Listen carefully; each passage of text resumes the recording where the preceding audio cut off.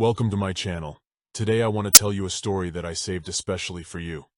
So let's get started. That was It's All Over Now by Molly Hatchet. Y'all, I reckon there's nothing better than good old southern rock to soothe the soul on a stormy Sunday night. This is Sammy James, and I'll be riding with you till the cows come home, here on 95.3 Rebel Country. Up next, we have the full tilt strumming of a 3-guitar attack. Y'all stay safe while you travel the Devil's Road with the Outlaws. Master Sergeant Oscar Green Jr. cranked the dial of his radio as the resonant tone of Freddie Salem blasted from his twin speakers. The full-throttle heartbeat roared to life, slamming against the interior of his Ford F-150 crew cab. The thunderous crunch spawned by the unbridled riffing of a fine-tuned Gibson guitar caused the all-American blood in his veins to boil, his camouflage-draped knee to bounce, and his callus-laden fingers to drum against the steering wheel. A much-needed reprieve at this ungodly hour. He ought to have been home by now. His drill weekend ended hours ago. Instead, he had 67 miles of Tennessee backroads to go. A rather unfortunate byproduct of a 9-car pileup on I-24. After being trapped in standstill traffic for 45 minutes, Oscar heedlessly decided to turn off the interstate and take a rural route home, doubling the duration of his journey. And now, Oscar was driving in the dark. The pitch-black country road was devoid of streetlights, leaving only the beams of his headlights to slice through the looming darkness. Menacing, gloomy clouds, heavy with malevolence, churned and roiled, obstructing the radiance of the full moon. A deep, sinister grumble of thunder reverberated in the heavens, as though it was aware of Oscar's weariness. At least for the time being, the encroaching storm held back, much to Oscar's relief. He loathed navigating through the darkness, especially during inclement weather. Merging the two was a recipe for disaster. With each deafening thunderclap, the Air Force mechanic could feel his anxiety spike. Even in the cool night air, sweat beaded across his brow and dripped into Oscar's eyes, stinging them. Goosebumps rose on his neck. His chest tightened. A nauseating inferno began to sear its way up the back of his throat. Oscar could not shake a persistent sense of unease within himself. Perhaps it was his phobia of the night and the approaching storm. Or perhaps it was the sense of complete isolation. The region was uninhabited, with only the ominous silhouettes of overgrown grass and bushes discernible on either side of the roadway. Nor had he seen another car, or any signs of human life for the last 30 minutes. Or perhaps it was the teachings of his father that cultivated the feeling of ghastly apprehension. The elder Oscar Green was a superstitious man, firmly convinced of all things supernatural, a conviction he instilled in his children at a young age. And it was evenings akin to this that he had cautioned his family about. "Don't go out at night," his father would warn, "for wickedness doesn't always hide in the shadows. Sometimes it's disguised in plain sight." Within the constraints of the military and his everyday existence, Oscar tried to heed his father's counsel. However, this evening was an exception, one he regretted. "'Cause never free," the radio crackled, suddenly cutting off the lyrics of the rock song. "Just effing wonderful," Oscar mumbled to the empty cab. As the song dissolved into interference, Oscar's temperament plummeted, abruptly turning bitter. Trying to soothe his temper, he stabbed at the truck's infotainment system in a futile attempt to find a station that came in clearly. Nothing worked. White noise shouted at him as he switched between the stations. Every now and then, a female voice would articulate a fragment of a word, or Oscar would detect a fraction of a note. Nothing beyond that. Oscar found it peculiar. He expected the signals to be strong, as he had passed a broadcasting tower 20 miles earlier. Shaking his head in defeat, Oscar pawed at his phone resting beside him on the bench seat. The screen was completely blank. He pushed the power button to double-check. Once, twice, 3 times, but it remained unresponsive. In a huff, he tossed it back on the seat. Back on. The sharp sizzle and snap emanating from the silent stations exacerbated his already frayed nerves. He gritted his teeth as he shut off the radio. Nevertheless, the silence was absolute, the hush eerily overpowering, only broken by reverberations of the impending tempest. With every echoing crash from above, Oscar gripped the wheel more firmly, causing his knuckles to blanch from the strain. Oscar reassured himself that he could accomplish this task. He was on the verge of reaching his destination, with only 54 miles left to cover. All he needed was for the weather to hold out for a little longer. With the same determination as the little engine that could, Oscar repeated to himself, "You can do this. You can do this. You can do this." Unfortunately, Lady Luck did not favor him this night. It started drizzling a few miles down the road. A congregation of minute droplets collided with the windshield, briefly adhering to the glass, before oozing downward to oblivion. The cadence of the soft taps felt akin to 1,000 razor-sharp daggers piercing his brain. With a forceful twist of his hand, Oscar activated his windshield wipers, temporarily erasing the source of his frustration. In the silence, the darkened road stretched out, growing endless, snaking around the countryside. Sergeant Green stifled a yawn as he rubbed away the drowsiness from his eyes. As he did, a beep resounded in the vehicle. Oscar blinked his fatigued eyes a few times until he saw the gas gauge on his dashboard had lit up, signaling low fuel. Fortune was taunting him once again. "Son of a bitch!" he cursed himself and his numbskull decisions. Groaning, Oscar started frantically scanning the deserted road for a filling station or any sign of its existence in the vicinity, whether glaring neon lights or a billboard cloaked by the gloom of nightfall. The very last thing he wanted was to be stranded in the middle of nowhere. He first saw them as he scoured the roadside searching for his salvation. Two silhouettes walking along the edge, shrouded by darkness and distance. They were moving at a slow, measured pace, as if they were hunting for something or someone.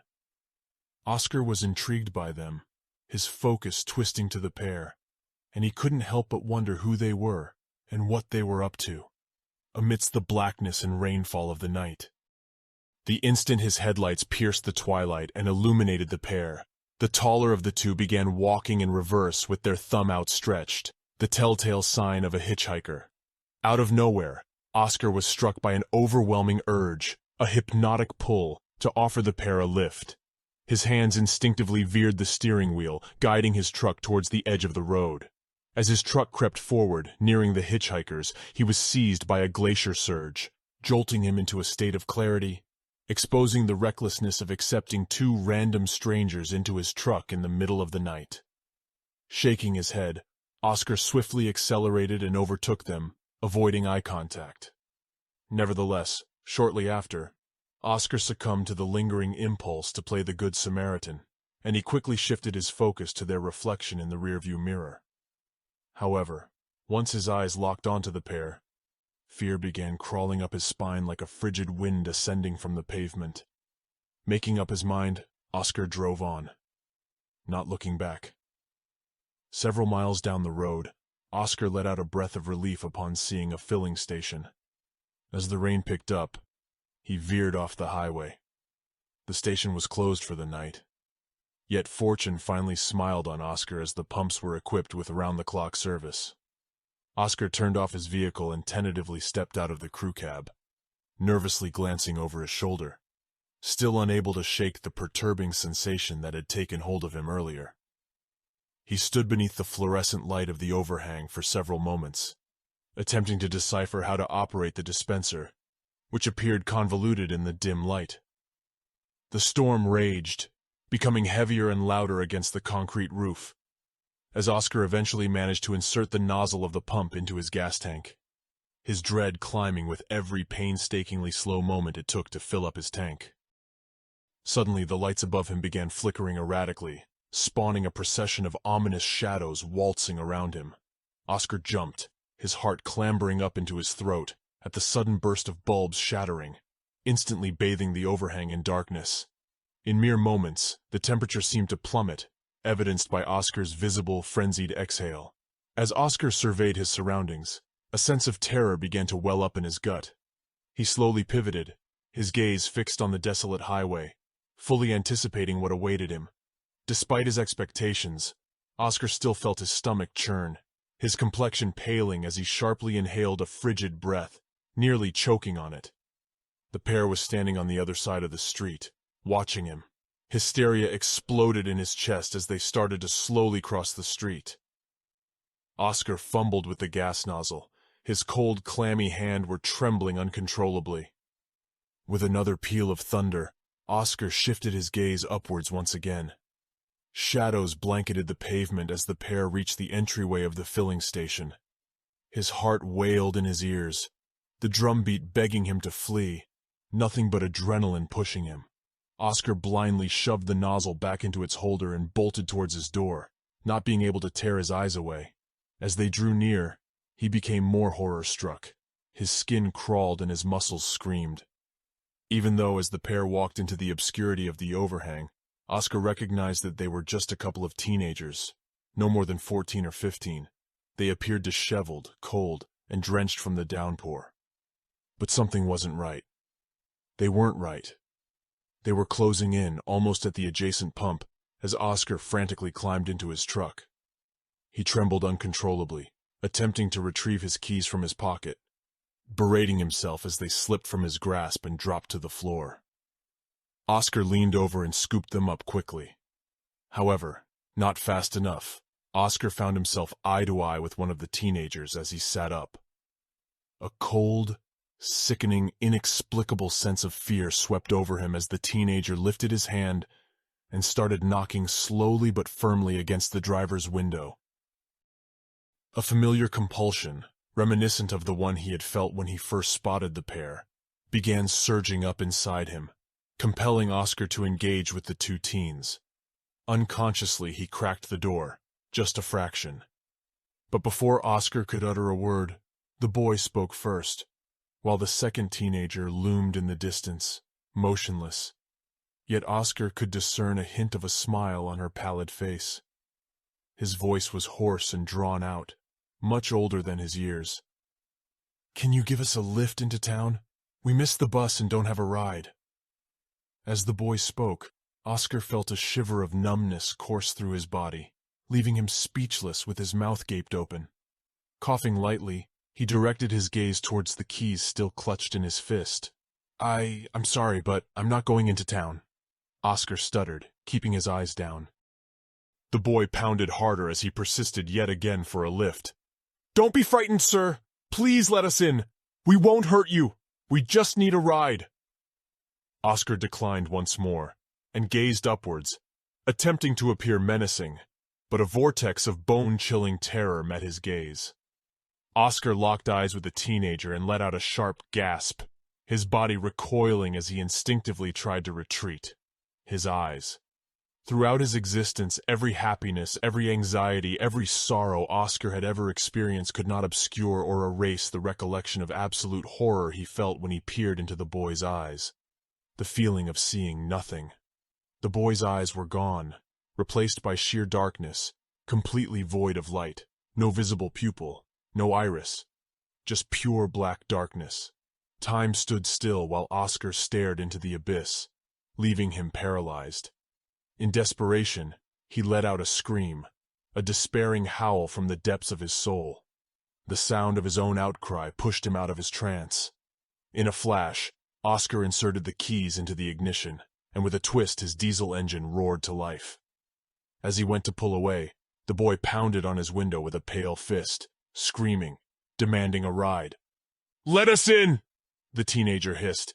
"You have to let us in!" "Fuck that," Oscar thought as he slammed on the gas and shot out of the filling station.